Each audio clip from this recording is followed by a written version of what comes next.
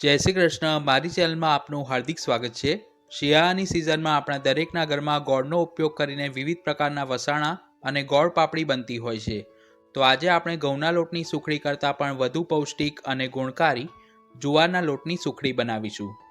સુખડી perfect અને પોચી બને તે માટે કઈ કઈ બાબતો ધ્યાનમાં રાખવી તેની બધી જ ટિપ્સ હું આ રેસીપીમાં શેર કરીશ.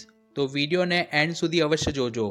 જુવારના લોટની સુખડી બનાવવા માટે સૌપ્રથમ ગેસ પર એક જાડા તળિયાવાળું ફ્રાય પેન મૂકી તેમાં મેઝરિંગ કપના માપ પ્રમાણે અડધો કપ ઘી ઉમેરી તેને ધીમી આંચે ગરમ કરીશું. વજનમાં જોવા જઈએ તો 100 ગ્રામ ઘી લીધું છે. તેમાં 1 ટેબલસ્પૂન જેટલું ઘી મેં કપમાં જ રહેવા દીધું છે. પછી જરૂર જણાશે તો આપણે પાછળથી ઉમેરીશું. ઘી હૂંફાળું ગરમ થાય એટલે તેમાં 1 કપ જુવારનો ઝીણો લોટ ઉમેરી તેને ધીમા તાપે 7 થી 8 મિનિટ માટે શેકી લઈશું. જુવારના લોટમાં કેલ્શિયમ, આયર્ન, પોટેશિયમ, ફોસ્ફરસ અને પ્રોટીન ખૂબ જ સારા પ્રમાણમાં રહેલું છે, જે હેલ્થ માટે ખૂબ જ ફાયદાકારક છે.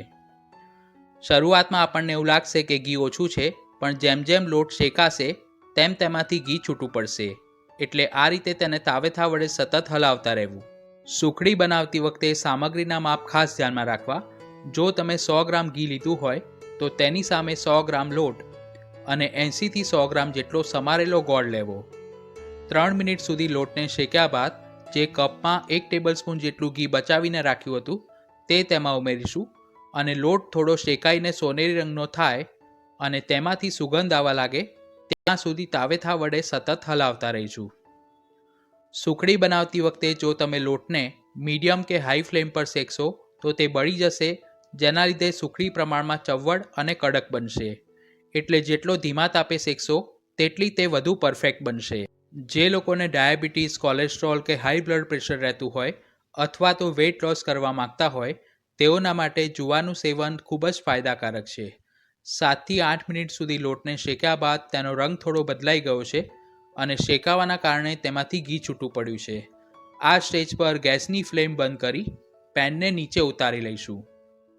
લોટ ગરમ હોય ત્યારે જ તેમાં 3/4 કપ સમારેલો ગોળ ઉમેરીશું અને અત્યારે શિયાળો ચાલી રહ્યો છે એટલે સુખડીને વધુ હેલ્ધી બનાવવા માટે તેમાં 1 ચમચી સૂંઠ પાવડર ઉમેરી બંનેને લોટની સાથે સરખી રીતે મિક્સ કરી લઈશું.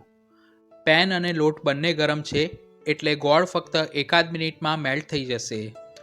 ગેસ ચાલુ હશે અને તમે લોટમાં ગોળ ઉમેરશો તો ગોળનો પાયો થઈ જશે અને સુખડી પ્રમાણમાં કડક બનશે.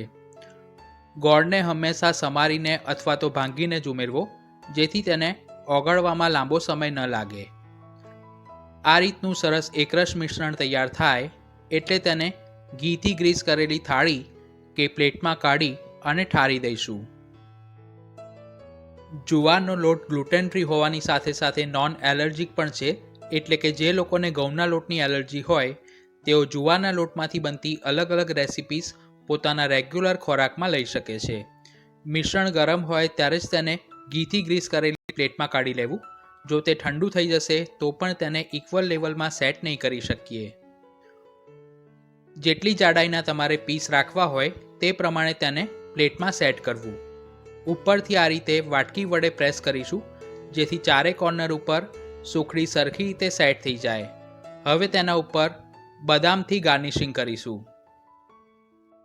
આ સિવાય મેં મારી ચેનલ પર ડ્રાયફ્રૂટ સુખડી, બાજરીના લોટની સુખડી, ઘઉંના લોટની સુખડી અને રાજગરાના લોટની સુખડીની રેસીપી પોસ્ટ કરી છે, જેની લિંક ઉપર આઈ બટન પર અને વિડીયોના ડિસ્ક્રિપ્શન બોક્સમાં આપી છે.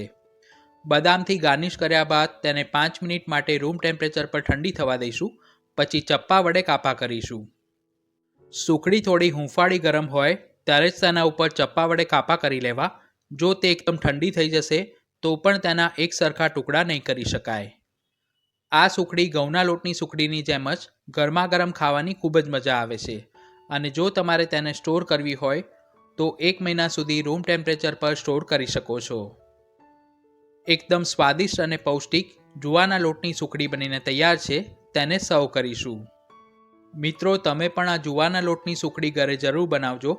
વિડીયો પસંદ આવી હોય તો તેને લાઇક કરજો, પોતાના ફ્રેન્ડ્સ અને ફેમિલી મેમ્બર્સ સાથે વધુમાં વધુ શેર કરજો અને ચેનલ પર પહેલી વાર આવ્યા હો તો આવી ટ્રેડિશનલ અને ઇઝી રેસિપીઝ જોવા માટે મારી ચેનલને સબસ્ક્રાઇબ કરી બાજુમાં આપેલા બેલ આઇકોન પર ક્લિક કરજો. સુખડીનો એક ટુકડો તમને તોડીને બતાવું છું. તમે જોઈ શકો છો કે તે કેટલી સોફ્ટ અને પરફેક્ટ બની છે. નેક્સ્ટ વિડીયોમાં આપણે શ્રી ઠાકોરજીને ભોગ ધરવા માટેની સામગ્રી સૌભાગ સૂટ બનાવતા શીખીશું. તો ચેનલ સાથે જોડાયેલા રહેજો. Thanks for watching this video.